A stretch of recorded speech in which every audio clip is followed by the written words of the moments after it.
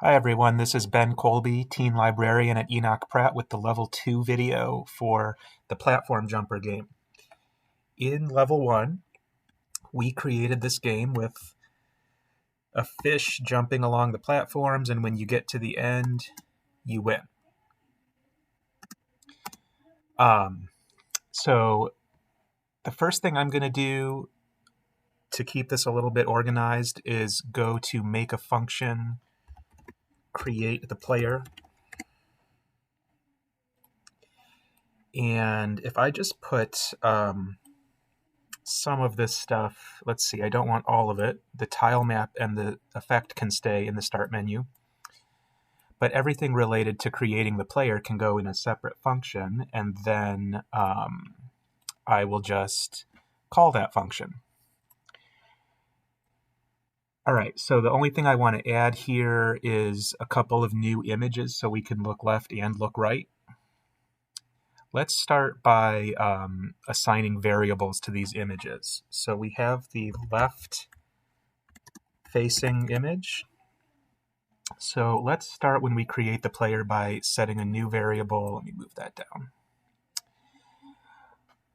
And the left-facing image is right here. And then we have a new variable for the right-facing image.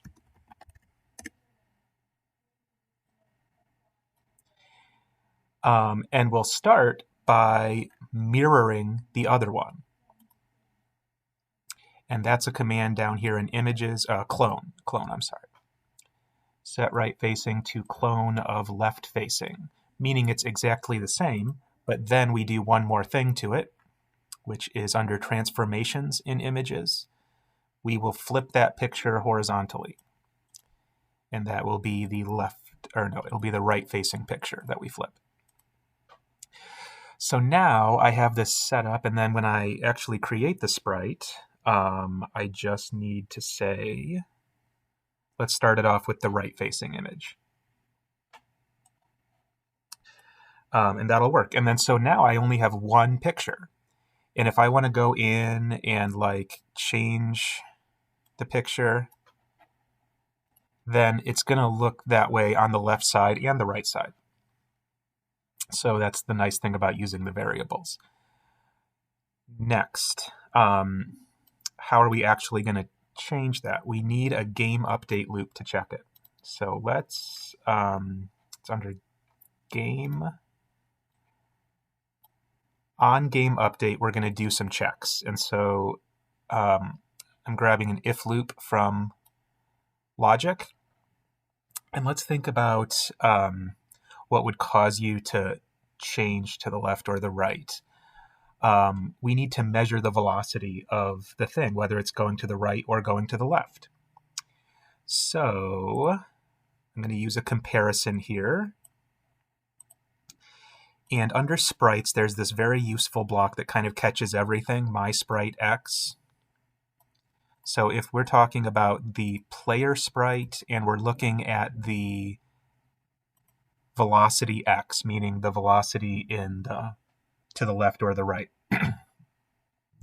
If that's greater than 0, then that means we're facing to the right, and we should set the sprite image to the right side image. Set the player sprite image to, and let's just use the variable, right facing. Cool, and then let's create another condition. I just hit plus a couple of times. And I'm actually just going to duplicate this thing. If the player sprite velocity is less than 0, meaning it's going to the left, then we want the image to be left facing. So I'll just copy this one. Set player sprite image to left facing, and I can just get rid of that final thing. So here's a block that will cause us to correctly move to the left and the right. And now you can see when I'm moving, I'm facing the right direction. Now let's add the gravity warp. So I want this to happen on a timer. And so what happens every time we warp the gravity? Well, let's start by creating a variable to keep track of it. And let's call that variable gravity state. And whenever we have any variable, we're going to start in the Start menu or somewhere at the beginning of the program to set the initial value of that. So we're going to set the initial value of the gravity state to 1. And let's just decide that that means normal gravity.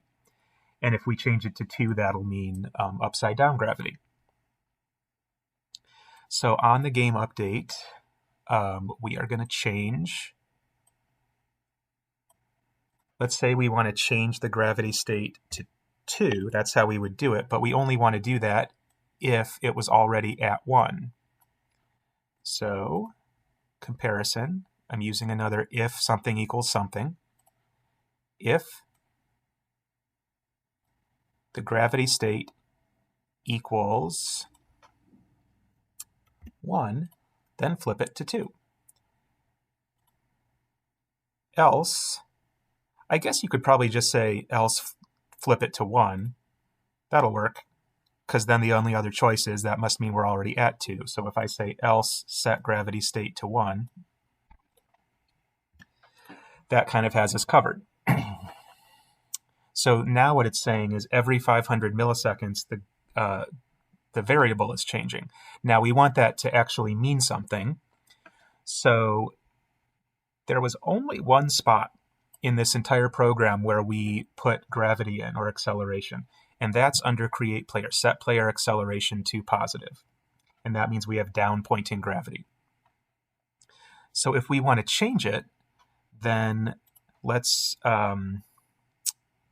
okay, set my sprite X. That's a drop-down menu that can be acceleration if we want it to be. So if I set the gravity state to 2, then I'm going to set the player sprite's acceleration in the Y direction to whatever the opposite of what it was before. Let me just double check that again. Okay, it was 80 is our normal gravity. So this is going to be minus 80. And then similarly, when we switch back, we want to set it back to plus 80. So I have it going now randomly every half a second. And actually, you'll notice I'm always starting facing up at this point. And it took me a while to figure out why it goes this way. But the answer is that it runs this game update once at the very beginning. So if you're starting off in your start menu with a gravity state of 1, it's going to instantly run this loop and switch it to 2. So trust me, I'm going to switch the gravity state to 2, and then our initial state should be regular. And it's switching back and forth very fast. Okay, so how fast do we actually want it to switch back and forth? Let's make it random. And I'm going to go into math and this pick random thing. So not 0 to 10 milliseconds, but let's say the shortest amount of time between flips would be 6 seconds. So 6,000 seconds, 6,000 milliseconds. And the greatest amount of time between flips would be, I don't know, twice that much, 12 seconds. And I think I want to do one more thing. Let's see. So we don't have a background to the game yet. So if we go to Scene, Set Background Image, let's change the initial background image to something other than black. Is this brown crazy?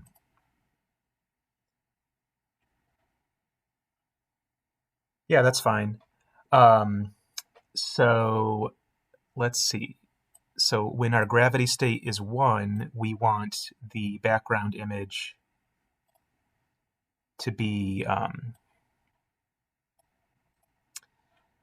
that. And actually, let's spice it up a little bit. Oops. Let me put just some markings on it.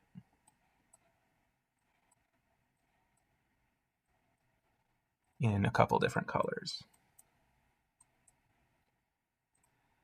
That's good. And then the other background image that will be for gravity state 2. And actually, it looks like we don't even need this initial thing up here. I'm just going to delete it from the start menu because it automatically updates here. All right, I'm duplicating this block. I'm moving it up here. And how should the gravity warp look? Well, I'm going to leave those lines alone, and I'm going to change the screen to pink, I guess. How about that? Okay, so now if I move around, and then there's a warp, and oh, okay, and its screen changed, and now my gravity flipped. That's good. And I think it's fine if that happens with no warning. One problem here is that when my gravity is flipped, my jumping is no longer working. So I need to be able to jump upside down when the gravity is flipped. So how do we do that?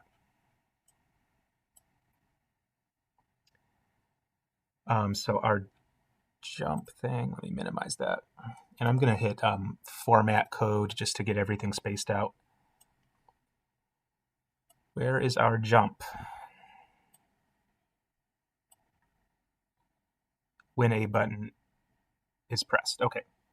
If the player sprite is hitting a wall on the bottom, well, that only works if the gravity state is regular. So let's run. Oh shoot! No, I'm gonna get two conditions here. So is the player sprite hitting the wall on the bottom, and the other thing that has to be true in that case is that the gravity state equals regular, and gravity state equals regular, which is 1. So that whole thing looks like if is player sprite hitting wall bottom and gravity state equals 1. Then we do the jump just like before. There's also another case. I'm going to copy this if player sprite is hitting wall top and gravity state equals 2. Because if you're on the bottom of the wall with the gravity flip, that shouldn't make any difference. So let's see. This time, instead of jumping in the negative y velocity direction, which would be up, we're going to jump down in the positive velocity direction. And I can just get rid of this. And I think now this will work great. So I'm jumping fine, and then I'm about to get a gravity warp, and then I'm jumping again. I'm able to still jump. Good. So can I complete the level while I'm upside down? I don't know. All right, that's great. And I think I'm pretty happy with that, except I want to add stage 2. That's the last thing I want to do today. So let's see. We had these overlap conditions. We said that when you hit the door, then it's game over, win. Well, guess what? I want to do something different. I want to initiate stage 2. So whatever we need in here, whatever goes in here is how we initiate stage 2. I am going to create another tile map. Set tile map 2. And I wonder if I can just copy the other one to start with. So let's see. If I take, oh, nope, undo that. Nope, I want to take the box and I want to drag it over everything if I can. Nope.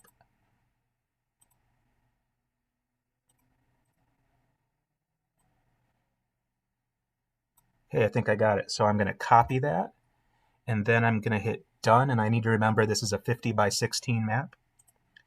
So let's go back to the second one, the tile map, and let's make it 50 by 16. And we paste. Oh, and it's all there. That's fantastic. Okay, I'm going to start by erasing some stuff in the middle. I want to leave the edges exactly the same.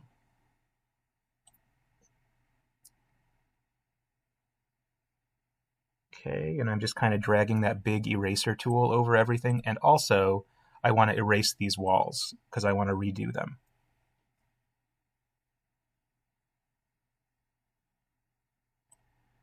Okay, and it really doesn't even matter what the walls are made of this time. Let's make them different. Sure, let's make them this color. So I'm going to do lines. Oh, I mean, I guess you could do big bricks like that. But I'm just going to kind of keep it the same, sort of, with just some random things, maybe a few little platforms to try to catch yourself on when you're about to die. But to get through the final, let's see. To get through the final bit, I want you to have to do a big, long run. So you have to time it correctly. There's going to be nothing on the top and the bottom to catch you. I want to be tricky about it. When you get to here, there's something to catch you and you'll live. But I'm actually pretty happy with that for stage 2. It'll be kind of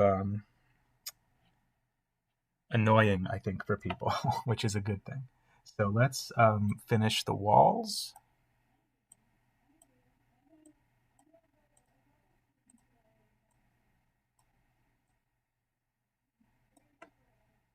And I'm just trying to get everything here. And then the last thing is I want another exit point. And before I had the door, and I think it was the blue door. So let's say now we have a green door all the way at the end. That's great. So when we overlap the blue door, then we change the tile map. And we also have to reset the position of the sprite. Set my sprite position to whatever. And it better be in a safe position because we don't know where we don't know whether the gravity will be up or down, so it better be in a safe position. So I like this. And as I mouse over down here, it's telling me what the position is, 5, 8. Let's go with that. So set my sprite position, and that's going to be the player sprite, to 5, 8.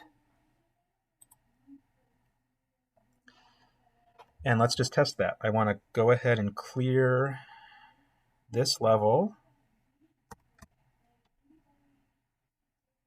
Oh, okay, that didn't work. I spawned right up in the top corner.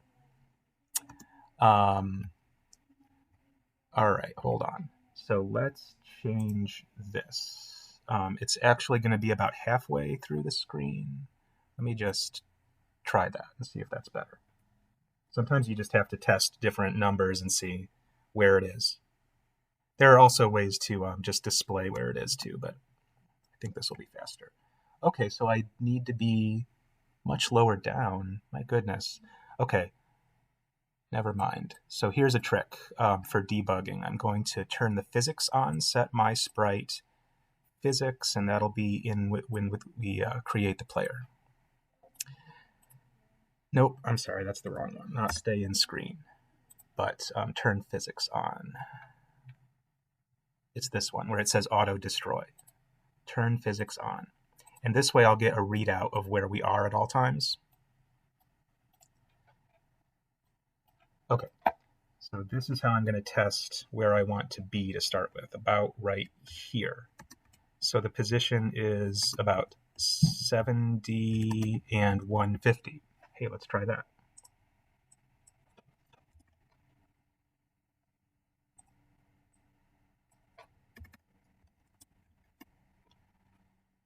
All right.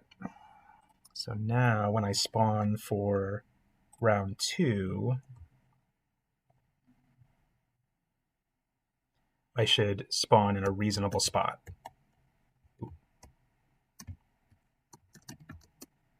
Yeah, perfect. That's exactly where I wanted to spawn. Great. And so now I can try to get through. Oh, whoa. See, this is really hard. Wow. I like that, though. That's good. Okay, I would just want to add one more thing. If you actually get to the end of level 2, then you win. So if the player overlaps with the green door, now we can do this, and I'm just going to get rid of these 2 things. You can see how you would add more levels, by the way, but then that's the win when you hit the green door. Whew. Okay, let's just review very quickly. On start, we set our initial tile map, we had the screen effect, and we ran a function to create the player. We set our initial gravity state. The function to create the player includes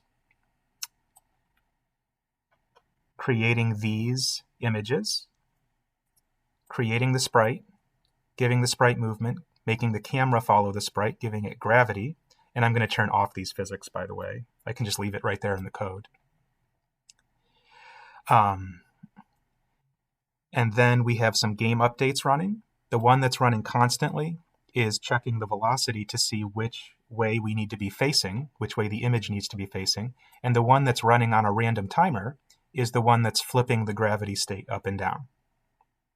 And there's also a background image. There's no warning. Maybe you could work some kind of way of warning somebody into your game. But I think it's kind of fun when there's no warning. And then we have this jumping thing. It only works if you're either on the bottom or if you're touching a wall below you and you have regular gravity, or if you're touching a wall above you and you have reversed gravity. And then the direction of the jump changes. And then we have, if you hit lava, you die. If you hit the first door, you advance to stage 2 and the tile map changes and your position resets. And if you get to the second door, you win. The end.